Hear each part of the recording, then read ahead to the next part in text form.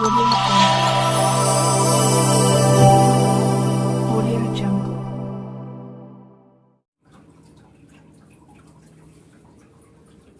Good evening students. Modern history के question answer के इस वीडियो में आपका स्वागत है। मानस क्लासेज इम्पोर्टेंट इस समय सीरीज चला रहा है आधुनिक भारत के इतिहास की क्वेश्चन आंसर का, तो उसमें इसका 9वां सीरीज है। इसमें पहला क्वेश्चन है, तिनकठिया प्रथा का संबंध किस क्षेत्र से है? ध्यान दीजिएगा, तिनकठिया प्रथा का संबंध किस क्षेत्र से है? तो बारदौली, खेड़ा, चंपारण, मालाबार। तो ये चंपारण से है। ये नील आंदोलन से संबंधित था। इसी के खिलाफ चंपारण में नील आंदोलन हुआ था, जिसमें महात्मा गांधी ने भाग लिया था। और दूसरा है, गांधी जी ने भारतीय राजनीति में भूख हड़ताल का प्रयोग पहली बार कब किया? ये क्वेश्चन इंपॉर्टेंट है, काफी पूछा गया है कई बार कि पहली बार उन्होंने भूख हड़ताल का प्रयोग एक हथियार के रूप में किया। कहां पर? तो अहमदाबाद का मिल आंदोलन, चंपारण का सत्याग्रह और खेड़ा सत्याग्रह। तो पहली बार उन्होंने भूख हड़ताल किया था अहमदाबाद का मिल आंदोलन में। उन्होंने प्लेग से प्रभावित मजदूरों का वेतन बढ़ाने के लिए भूख हड़ताल किया। वहां के फैक्ट्री मालिक नहीं मान रहे थे, तो उनको भूख हड़ताल करना पड़ा। 1920 में स्थापित असहयोग आंदोलन विरोधी सभा में कौन शामिल नहीं था? ध्यान दीजिएगा, असहयोग आंदोलन महात्मा गांधी ने शुरू किया था, तो उसमें काफी वस्तुओं के बहिष्कार का प्रोग्राम था। तो उसमें भारतीय उद्योगपति जो कुछ थे, जिनको काफी नुकसान हो रहा था, तो उन्होंने असहयोग आंदोलन विरोधी सभा की स्थापना की थी। तो उसी में पूछ रहा है कि कौन शामिल नहीं है? तो पुरुषोत्तम दास ठाकुरदास, जमुना दास द्वारकादास, के जहांगीर व फिरोज सेठना, उपर्युक्त में से कोई नहीं। यानी ये उपर्युक्त में से कोई नहीं होगा, क्योंकि पुरुषोत्तम दास ठाकुरदास भी थे, जमुना दास द्वारकादास भी थे, के जहांगीर और फिरोज सेठना भी थे। ये सभी लोग आंदोलन विरोधी सभा में थे। लेकिन क्वेश्चन पूछ रहा है कि कौन शामिल नहीं था, तो उपयुक्त में से कोई नहीं होगा। असहयोग आंदोलन के दौरान कहां पर स्वराज थाने और गांधी दरोगा स्थापित हुआ था? चंपारण, बंगाल का रंगपुर, आंध्र का गुंटूर और बारदौली। तो इसमें बंगाल का रंगपुर था। यहाँ के नीलोफमरी के मुसलमानों ने बंगाल के रंगपुर में है, जो ये रंगपुर है, रंगपुर।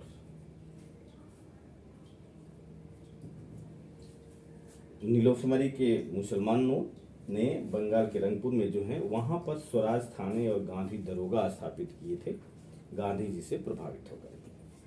अगला क्वेश्चन है, असहयोग आंदोलन के दौरान मुंशी प्रेमचंद ने किस अखबार के लिए कार्य किया? मुंशी प्रेमचंद जो उपन्यासकार थे, उन्होंने किस अखबार के लिए काम किया? तो प्रताप दिया है, कुसुम, आज और दर्पण। तो इसमें आज के लिए उन्होंने काम किया था। एक्चुअली मुंशी प्रेमचंद का जो कार्य क्षेत्र था वो बनारस था, और आज जो है बनारस से ही प्रकाशित होता था। चौरी चौरा कांड में स्वयं सेवकों के नेता थे भगवान अहिर, राम नारायण, शफीक अंसारी, मलिक मंजूर। तो इसमें भगवान अहिर थे। भगवान अहिर के नेतृत्व में चौरी चौरा थाने को पब्लिक ने जला दिया था। गवर्नर की अध्यादेश जारी करने का अधिकार किससे प्राप्त हुआ? तो 1861 का अधिनियम, 1853 का अधिनियम, 1892 का अधिनियम, 1833 का अधिनियम। तो इसमें 1861 का अधिनियम सही होगा, क्योंकि इसी से गवर्नर को अध्यादेश जारी करने का अधिकार प्राप्त हुआ।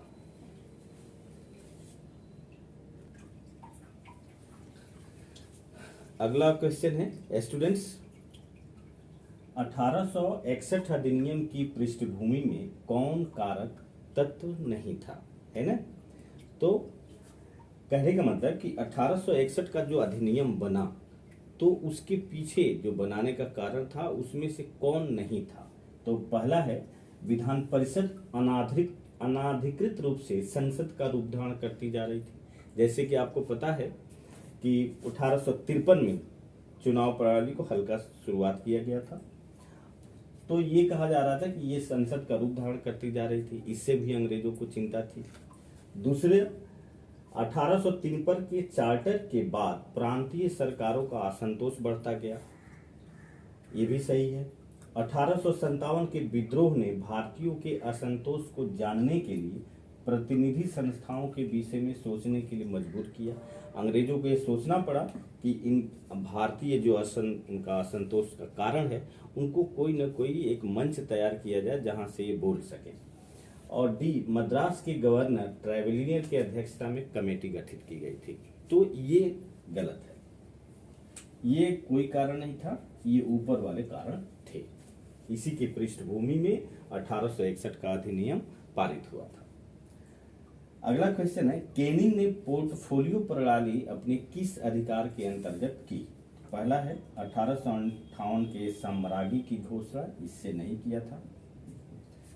केंद्रीय विधान परिषद द्वारा निर्मित विधि, ये भी नहीं है। कार्यकारिणी परिषद के कार्य संचालन के लिए नियम बनाने का अधिकार, ये दिया गया था। कार्यकारिणी परिषद की कार्य संचालन के नियम गवर्नर बना सकता है, तो इसी के तहत कैनिंग ने पोर्टफोलियो शुरू किया था। तो किससे किया था? कार्यकारिणी परिषद के कार्य संचालन के लिए नियम बनाने का अधिकार। चार्ल्स वुड का निर्देश नहीं था इसमें। अगला क्वेश्चन है, प्रांतीय परिषदों द्वारा निर्मित विधि पर किसका नियंत्रण था? यानी जो रूल प्रांतीय सरकार बनाती थी, तो उस पर नियंत्रण किसका था? यानी उसको हटा सकता था या मंजूर कर सकता था? तो ये सीधे सीधे गवर्नर जनरल को था। गवर्नर, भारतीय सचिव, संसद नहीं था। ये गवर्नर जनरल को अधिकार था कि वो प्रांतीय सरकारों द्वारा जो नियम बनाया गया है उनको वो वीटो कर सके, हटा सके।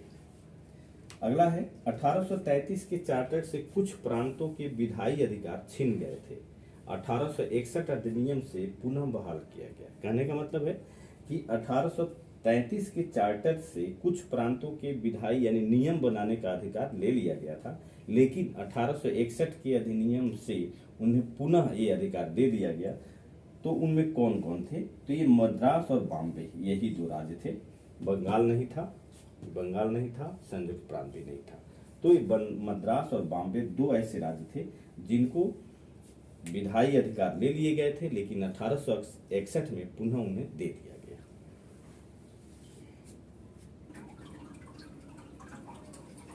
स्टूडेंट्स, इस क्वेश्चन में प्रांतों में परिषदों की स्थापना तथा वर्ष से संबंधित है।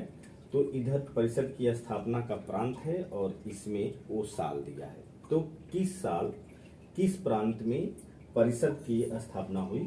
तो मद्रास और बॉम्बे ये 1861 में, यानी ए का 2 होगा। और बंगाल 1862, यानी बी का 1 होगा। पश्चिमोत्तर प्रांत 1886, यानी सी का 3 होगा। और लास्ट डी का 4 हो जाएगा, 1897, यानी पंजाब में परिषद की स्थापना 1897 में हुई। ये है, तो ये इसका विकल्प होगा। अगला है, सुमेलित कीजिए। इसमें हाई कोर्ट की स्थापना है। तो इलाहाबाद उच्च न्यायालय की स्थापना कब हुई? पटना उच्च न्यायालय की स्थापना, नागपुर उच्च न्यायालय और लाहौर उच्च न्यायालय। तो इलाहाबाद उच्च न्यायालय की स्थापना 1866 में हुई, यानी ए का 3। पटना उच्च न्यायालय की स्थापना 1916 में हुई, यानी बी का 4। नागपुर उच्च न्यायालय की स्थापना कब हुई? 1936 में, लास्ट में होता है 1।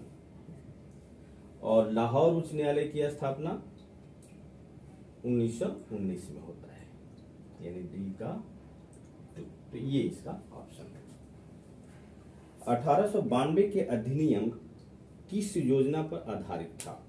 नॉर्थ ब्रुक योजना, डफरिन योजना, रिफन योजना, ग्लैंडेस्टन योजना। तो इसमें डफरिन योजना 1892 से ठीक पहले डफरिन जो है वायसराय थे।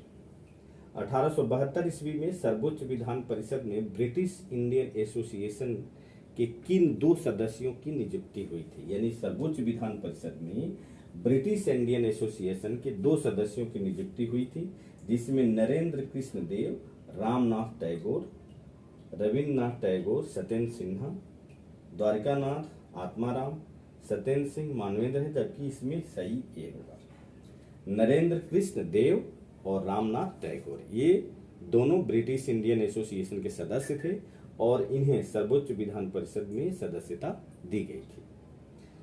1919 अधिनियम के तहत इंग्लैंड में नियुक्त प्रथम उच्चायुक्त कौन था? जैसा कि पता है 1919 में पहली बार उच्चायुक्त की नियुक्ति गई, भारतीय उच्चायुक्त की। तो सबसे पहले किसको नियुक्त किया गया था? विलियम म्योर को नियुक्त किया गया था। क्रीवे, ब्रेडले और कावेल नहीं थे। विलियम म्योर को पहले ये भारतीय उच्चायुक्त थे, ब्रिटेन में इनको नियुक्त किया गया था।